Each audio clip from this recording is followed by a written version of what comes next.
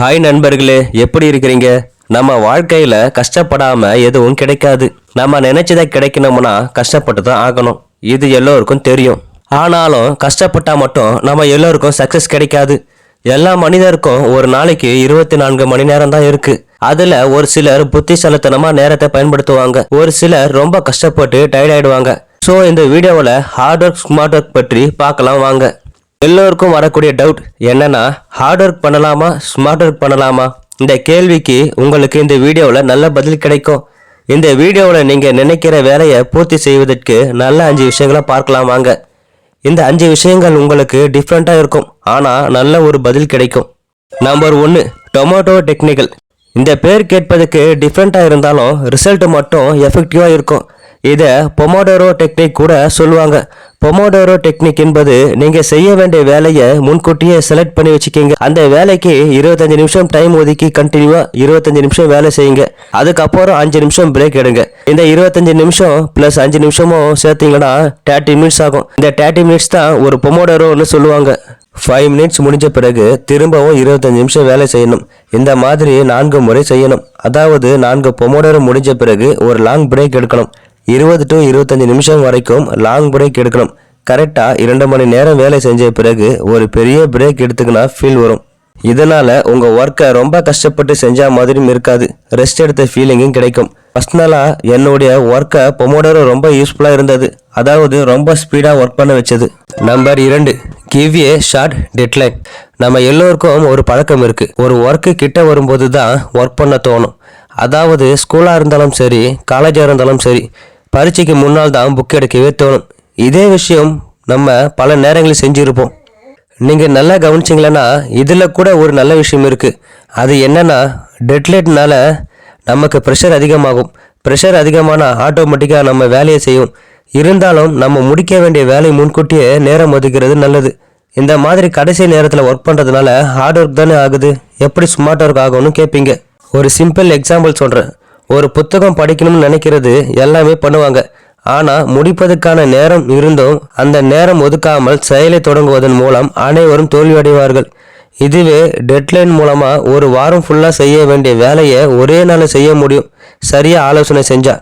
200 பக்கம் உள்ள புத்தகம் படிக்கிறது ரொம்ப ரொம்ப கஷ்டம். எத்தனை நாள் ஆகும்னு நம்ம ஆலோசனை செய்வோம். இது எல்லாம் எதுக்கு நினைக்கிறீங்க? கடைசி நேரத்தில் நம்மளால முடியாதுன்னு. இதுவே டெட்லைனாக இருந்தால் கண்டிப்பாக முடிப்பீங்க. கடைசி நேரத்தில் ப்ரெஷர் அதிகமாக நம்ம இந்த டைமுக்குள்ளே முடிக்கணும்னு ஒர்க்கை கம்ப்ளீட் பண்ணுவீங்க.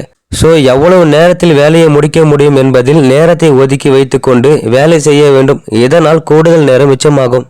Number 3, give a reward. நம்ம செகண்ட் பாயிண்ட்ல டெட்லைனை பற்றி பார்த்தோம். அந்த டெட்லைனுக்கு முன்னாடியே நம்ம ஒர்க்கை சக்ஸஸ்ஃபுல்லாக செஞ்சிட்டோம்னா நமக்கு நாம ரிவார்டு கொடுக்கணும். நம்ம மைண்டுக்கு லாபம் இல்லைன்னா அது நம்ம பேச்சை கேட்காது. எனவே நாம் செய்ய விரும்பும் வேலையை செய்வதற்கு நாமே ரிவார்டு அளிக்க வேண்டும். உதாரணமாக, நம்ம தினமும் காலையில் 5 கிலோமீட்டர் ரன்னிங் ஓடணும்னு நினச்சிக்கோங்க. இதில் ஹெல்த் மற்றும் ஃபிட்னஸ் தான் நம்முடைய மெயின் கோல். இருந்தாலும் நம்ம மைண்டு சாக்கு போக்கு சொல்லி நாளை காலையில் இருந்து ரன்னிங் ஓட ஆரம்பிக்கலாம் அப்படின்னு நினைப்போம். ஷூ இல்லை, இன்னைக்கு மழை வரா மாதிரி இருக்கு, இன்னைக்கு வேண்டாம் அப்படின்னு நம்ம மைண்டுக்குள்ள ஆலோசனை வரும். மைண்டு மேனேஜ் செய்யணும்னா அதுக்கு ரிவார்டு தரணும். சப்போஸ் நம்ம இன்னைக்கு 5 கிலோமீட்டர் ரன்னிங் ஓடி கம்ப்ளீட் பண்ணிட்டோம்னா இன்னைக்கு நம்ம ஒரு சினிமா பார்க்கலாம் அப்படின்னு நம்ம நினைச்சோம்னா நம்ம செய்கிற வேலை நமக்கு கஷ்டமாக இருக்காது.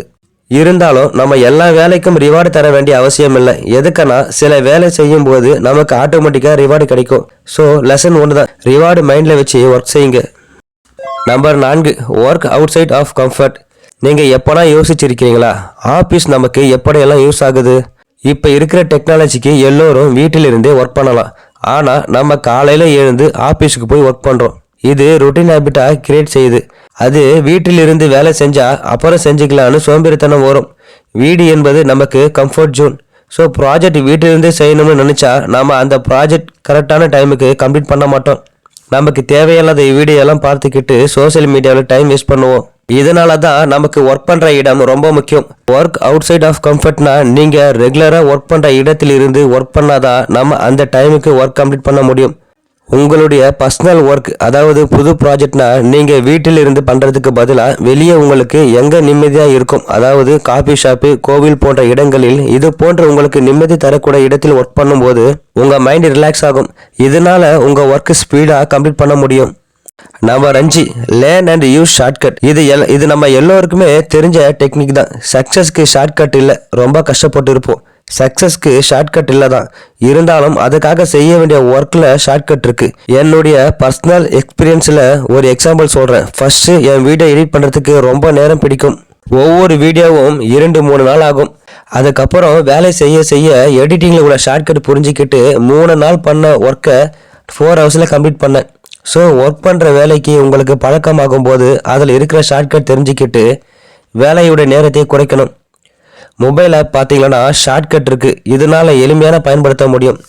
கம்ப்யூட்டரில் ஒர்க் பண்ணுற நபராக இருந்தால் ஒரு மாதத்தில் செய்ய வேண்டிய வேலையை ஸ்பீடாக ஒர்க் பண்ணும்போது 21 நாளுக்குள்ளே கம்ப்ளீட் பண்ணலாம். உதாரணம், கம்ப்யூட்டரில் Ctrl+C Ctrl+V இது போல் நிறைய ஷார்ட்கட் இருக்குது.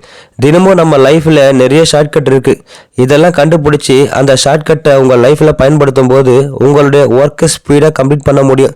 நம்ம வீடியோ இறுதி கட்டத்துக்கு வந்துட்டோம். நம்ம வீடியோவில் சொன்னபடி அந்த 5 விஷயங்களை ஃபாலோ பண்ணுங்கள். அதாவது நம்பர் 1 பார்த்தீங்கன்னா டொமேட்டோ டெக்னிக். நம்பர் 2 பார்த்தீங்கன்னா give a short deadline. Number 3 give a reward. Number 4 work outside of comfort. Number 5 பார்த்தீங்கன்னா லேர்ன் அண்ட் யூஸ் ஷார்ட்கட். இந்த 5 உங்கள் வாழ்க்கையில் பயன்படுத்திங்கன்னா உங்களுக்கு குறுகிய காலத்தில் சக்ஸஸ் வந்தடையும். எனவே புத்திசாலித்தனம் மற்றும் கடின உழைப்பு இரண்டையும் ஒன்றாக இணைத்து கொண்டால் ஒருவர் சிறந்த மற்றும் வசதியான வாழ்க்கை வாழ முடியும். அத்தகைய நபர் சரியான நேரத்தில் அனைத்து பாராட்டுகளையும் அங்கீகாரத்தையும் அடைகிறார். காரணம், புத்திசாலித்தனமான வேலை மற்றும் கடின உழைப்பு இரண்டின் கலவையும் அணுகுமுறை மூலம் உங்கள் இலக்கை நோக்கி உங்களை தள்ள உதவும்.